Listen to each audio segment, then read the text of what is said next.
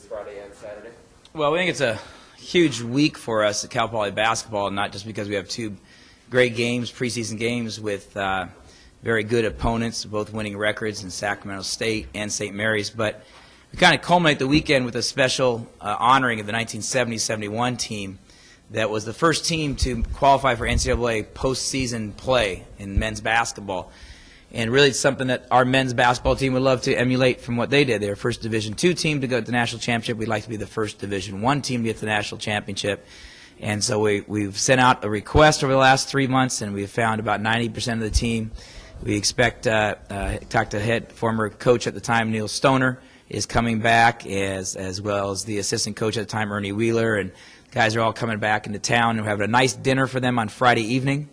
In the Performing Arts Center, we have about 12 to 14 seats available for that dinner. We expect over 100 people at the dinner, and the festivities following that with the game on Saturday will be honoring the 1970-71 team at halftime of the Saturday game against St. Mary's. So we expect a great crowd and a great opportunity to honor that team that really made history here at Cal Poly. Hey, Coach, I guess I'll start you off here. You look at your scores over the last 4 games, 42, 52, 62, 72. So I guess we know what you're going to score in the next game. Hopefully, competition will be... I wasn't a math major, so what are we going to score next game?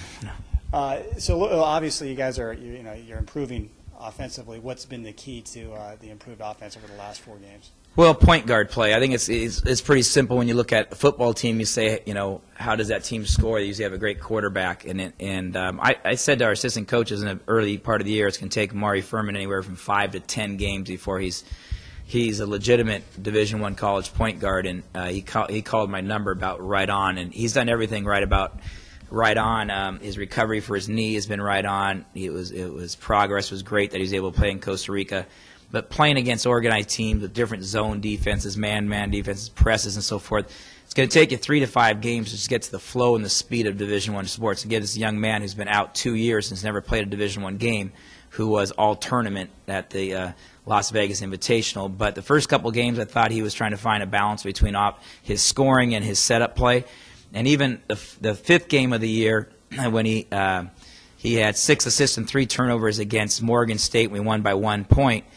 I thought he played well, but not great. But at Saturday's game against Mississippi Valley State, that scoring, the success that Dylan Royer and David Hansen had, really had a lot to do with the quarterback, which is, of course, Amari Furman's setup. And he had 8 assists and 1 turnover, and that's a pitcher rating, an ERA rating that's unbelievable, and that's a quarterback rating that's unbelievable, and that's a point guard rating that's unbelievable, an 8-to-1 assist-turnover ratio, and scoring 12 points, pulling down a few rebounds, and controlling the entire tempo of the game. So head of the snake is Amari, and Jamal Malik are doing a nice job of spelling minutes for him as well. So our confidence keeps on growing as their time under the basketball improves or continues to expand.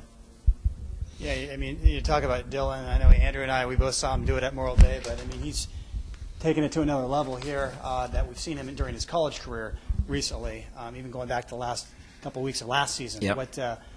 What's changed in Dylan's game since you've been here? Well, what's great is watching Dylan progress is that 2 things have changed. Number one, his confidence has improved, and that comes with opportunity, and he's had some opportunities this year with Reese Morgan going out, Kyle Oddister still being on the men trying to recover. So there's some opportunities for them to come off the bench. But I think what's improved most with Dylan is the fact that he's a solid defender now. In the past, his defensive awareness of his size and strength and quickness had to get caught up to what he was playing against. With our matchup zone now, he's kind of aware of where he can cheat and how far can he go out and how far can he help and still get back to his right guys. And the second part is his confidence in his ball handling and understanding when and where can he dribble the basketball without getting caught in tight space. He's doing a great job of taking care of the ball and not turning the ball over as a 2-guard and just waiting for those opportunities to spot up, knock down a shot, whether it's an out-of-bounds play or set play, and you can get like Amari or Jamal are setting him up, and the guys are finding him, using screens. So he's nailing down the shots, but there's a lot of other moving parts that are getting him on the floor that to see an improvement for his game. He's a bright kid, he's a competitive kid, and he's worked at it. So it's been very rewarding for us as a staff to see improve because of the other areas. He's always been a great shooter, and everybody's known that in practice and locally. But you still have other things you got to do on the basketball court. Defending the ball and taking care of the ball are paramount in our program. These 2 games this week, I mean, you always talk about, defending home floor, getting all those numbers. I mean, so talk about the importance of that, especially coming off of your last home game, which I know was a disappointment for you guys. Well, it was really kind of exciting for us is that we've tried to refocus and look at, okay, we've lost 2 games. One was the game to Bakersfield at home by a point, and that teams went on, won 3 in a row. It's a pretty good team. We realized, hey, that was a good, quick team, and then we lost to UNLV, who beat the #1 team in the nation. So we were 4-2 with 2 losses. So what we tried to do at that UNLV game, start talking about preparing ourselves for longer stretches, and that was we looked at the Las Vegas Invitational as a chance to try to compare it to a Big West Conference tournament. Get into a tournament and win the first game. Can you get to the semifinals, win a second game? And now we're looking at Sac State game as the game that is the conference championship. This is kind of a buildup of learning how to win 3 games in a row. You can't get to the NCAA tournament until you win 3 games in a row. Well, you have to practice winning 3 games in a row. You have to have winning streaks, and we did that last year during conference play. We put a winning streak together. So it's holding home court, it's putting a winning streak together, and then increasing the how should we say the competitiveness each time it steps up. There's more pressure, and when you start winning, people expect you to win, and then your opponents get more excited, and they start preparing a little more for you. And we love that. We have to get comfortable being under fire and get comfortable having winning streaks and get comfortable having expectations that are high. I was reading the LA Times this morning, and they had an article about teams in the Southland, mid-major teams that have had some success. They mentioned you guys. They mentioned Riverside had beaten Washington State. Of course, Long Beach State. They play Louisville tonight. They also mentioned Pepperdine had beaten Arizona State. Anyway, they were just saying that mid-major teams in Southern California are having some success this preseason. What do you think it is? I mean, it's good for basketball, I think, and I mean, how nice is it, especially for the Big West teams, to have had some really good key wins? Yeah, I talked to the reporter regarding that when we were down at SC after our SC victory. The biggest thing I think has happened is there's so much turnover at high Division I level team with one-and-doners that we've seen teams like us that have seniors. We have 5 or 6 seniors who have been through the fire. We've scheduled good games in the past, playing at San Diego State, UCLA, Cal, last year St. Mary's, where we're getting that exposure that we're getting used to that environment. So then we go to USC or UNLV, DePaul, those types of trips that we're getting more comfortable. But we have returners, and we have a group of 5, 6, 7 guys that have been in the program 2 and 3 years. Even if Amari and Will sat out last year, they were still around the program. So there's a culture of expectations and preparation, and I think you see that at more programs. Basically the guys have been together a little bit and have that confidence that this is okay. Well, we're prepared to win a game. We're not in awe of their BCS level standing or their 12,000 seat stadium. So there's more to basketball than a big stadium and a football team that has 60,000 people. Hey, Coach. Wednesday is one of those rare days, kind of a doubleheader in Mott Gym. Just kind of talk about that opportunity for fans to see. 2 competitive winning teams here. Well, Wednesday is a great day. It's a great day for a variety of reasons. First and foremost is that it's the last week the students are in school, and so we're talking about this is dead week for us. So Wednesday and Saturday is the last week for finals are up, and then we won't have any more home games. And so hopefully we can continue to build our student following and the community when we're able to put a good student crowd in there and have the community come out and support us as well, and the Stampede Club members either fill your seat or give your seat away so that somebody will sit in those seats. We put a couple thousand people in the game, an opportunity to see a great women's team that is off to a good start as well.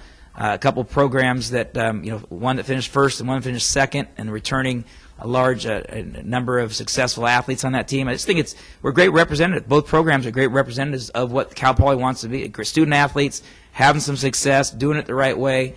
I think the community's always appreciated that, but now it's a 2-for-1 situation. I have to park the car one time and make the trip up and down the steps one time to get to the game. And the elevator will be working. Talk about Sac State. what problems they present or what you guys are keying in on this week? Well, I'm behind on that scouting report now. Actually, we just had a brief meeting this morning on the Sac State. We do know that Coach Brian Katz has been there for 4 years now, and Brian was the head coach at Delta Community College, and know Brian very well. So he was actually Sam Kirby's coach at Delta CC when I recruited Sam. So we have a long-standing relationship. We played up there last year. He's kind of slowly built that team into having a hard-nosed, tough, disciplined group of guys. I think they're 3-2 right now, maybe even 3-1. And what we see in that team is that they're going to be very well prepared. They're going to have scouting report against us. They're going to probably take away our top, first, and second options. We've got to kind of apply our will to them, and we've got to find out more about them. You know, we're not a team that just rolls the ball out and does very well. We've got to be prepared and take time to it. So as I'm up here right now, guys are actually watching film on Sac State right now, and we'll start practicing in a few minutes. You know, David Hanson kind of struggled out of the gates first couple games, and he's, you know, come on strong lately. Just what's been the difference? Is it back to Amari just creating those opportunities for him, or? Yeah, I do think there's a symbiotic relationship between Amari and Dave, and we run when the shot clock's going low, we have a basic game we call 3-up, which is it's a two-man game on one side, and allows Amari to use Dave as a screen or a roll or as a pick or as a pop or as a slip guy. So there's many actions that they can play off each other, and early on we didn't have that situation as much where we could put David in multiple situations. And now we're getting him to be in position with Amari. You want your best ball handler and your best scorer to be working together, and I think that they've figured that out a little bit more. And then on the weak side, we were able to spot up and get offensive rebounder on the weak side. So David's found a better balance with the point guard play, and then we've found a better way as coaches to get him involved in that too. So I think it's, you know, that's what the preseason is for. Hopefully you figure out how to complement one another, and I think that we've got a rotation a little bit better. We're still playing 10 guys, and that's been a tremendous advantage for us, as evident was the second half of the Mississippi Valley State game, where they had taken the lead in the second half. They came out and hit the first couple of baskets and maybe cut the lead to 1, or we were ahead by 1 or down by 1. And then our depth was able to kind of, over the course of the next 10 minutes, we played 10 guys, and we could sense the fatigue in them. So I think it's been super for us because the depth has been great. David's found his rhythm a little bit, and we're getting contribution from other guys understanding their roles. One more question. Talk about the tournament over there. It was kind of a unique experience to go over there for several days over the Thanksgiving holiday. A lot of distractions, obviously, there. But, I mean, you guys seem to play very well, minus maybe the last 10 minutes or so against UNLV. But, I mean, what was the experience like? Well, one of the things that we talked about was we wanted to actually really embrace Las Vegas and not hide our guys out. We didn't want to go get a hotel 20 miles away from downtown and say, hey, Las Vegas is over there. We want to say, hey, this is what's exciting to be part of big-time college basketball, playing in UNLV's arena, playing at the Las Vegas Invitational in the Orleans, North Carolina fans there, having that kind of television presence, having those kind of teams presence, having our guys able to play games, you know, enjoy an evening, go out, team activities. We did a lot of team bonding, but we spent a lot of time in the film room too. You know, there was an hour and a half a day of preparation that goes into film. The coaches 4, 5, 6 hours a morning getting ready for that. Our guys understood that it was a business trip, but when they have 3 or 4 hours free, we were able to get them at the Stratosphere and go on the roller coaster. They were able to do some different things to scream their lungs out too, and make sure they had fun in Las Vegas as well. Good, clean, healthy fun that allowed them to focus on basketball and enjoy their Thanksgiving, but have a college basketball environment. I think that was a great balance for us because it was during break. They didn't miss any classes. Teams from all around, high major level, good crowds. Following our games, there were some great crowds, of course, when North Carolina and UNLV played for the championship of that. And we even brought home a huge trophy. And I should have brought it up here, but maybe next one. But they gave us we won the championship bracket of the lower division, they called it. They actually called it the upper division. They called it a championship. But the great, big, old, huge trophy, this big. So the guys are parading around down the locker room with that right now. So it was a great time. Finished 3-1 over those 8 days. USC, UNLV, Morgan State, and Mississippi Valley State. So prepares us for the Big West tournament, those back-to-back games, and that kind of atmosphere of, you know, neutral teams, neutral court.